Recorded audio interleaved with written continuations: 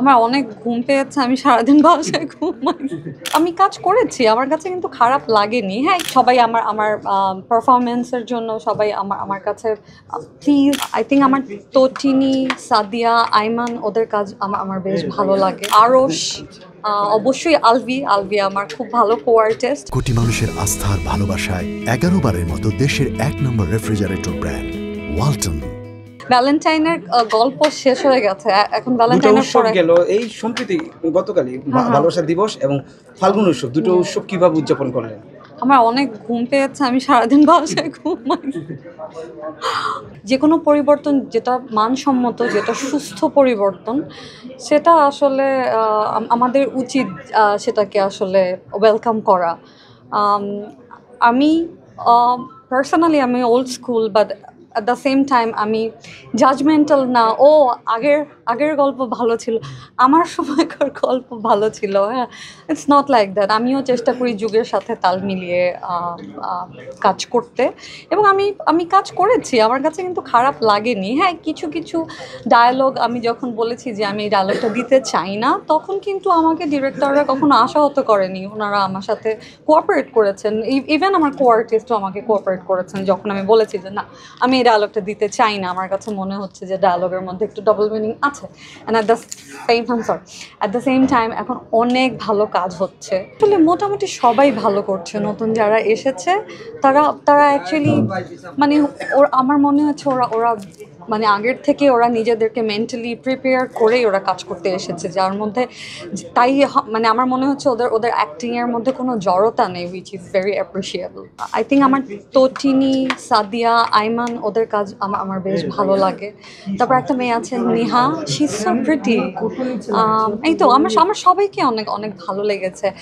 আর honestly আমি অহনার অ্যাক্টিংয়ের আগেও fan ছিলাম, বাট এখন ওর অনেক অ্যাক্টিং দেখি, অহনা আর তানিয়া, বৃষ্টি, ওদের দুইজনের কাজ আমার কাছে খুব ভালো লাগে, আমি খুব এনজয় করি। তারপরে আরশ, অবশ্যই আলভি আমার খুব ভালো কো-আর্টিস্ট।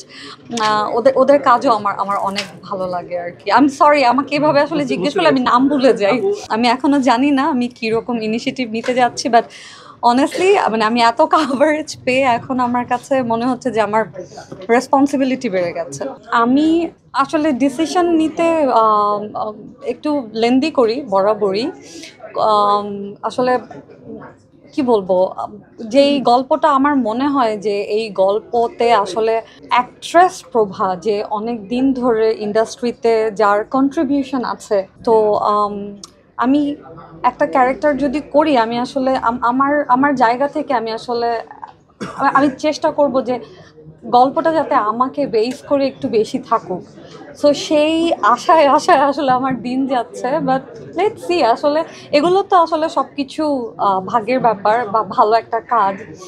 আর অ্যাক্টর হিসেবে সবাই আমাকে মানে কি বলে ওয়েলকাম করেছে, সবাই আমার পারফরমেন্সের জন্য সবাই আমার কাছে প্লিজড, অ্যান্ড সেই জন্য আসলে আমারও রেসপন্সিবিলিটি আছে যে আমি দর্শকদেরকে একটা মানে মানসম্মত বা আমার মানে আমি এতদিন ধরে ইন্ডাস্ট্রিতে যেভাবে সার্ভ করেছি সেই রকম একটা কিছু যাতে করে আমি উপহার দিতে পারি, সেই জন্যই আসলে একটু মানে অত রাশ নেই আর কি। যেমন ধরেন আমার টিভিসি, সো আমি বেসিকলি আমি একজন মডেল হিসাবে এখানে কাজ করতে প্রথমে এসেছিলাম, এবং টিভিসি করেছি, মানুষ অনেক তাড়াতাড়ি পরিচিতি পেয়েছি। আপনারা সবাই আমাকে অনেক মানে কি বলে সঙ্গে সঙ্গে আমাকে রিসিভ করেছেন এবং অ্যাপ্রিসিয়েট করেছেন।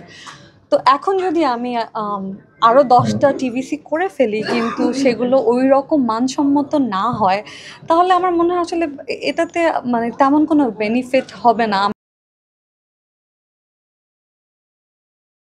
কোটি মানুষের আস্থার ভালোবাসায় 11 বারের মতো দেশের 1 নম্বর রেফ্রিজারেটর ব্র্যান্ড ওয়ালটন।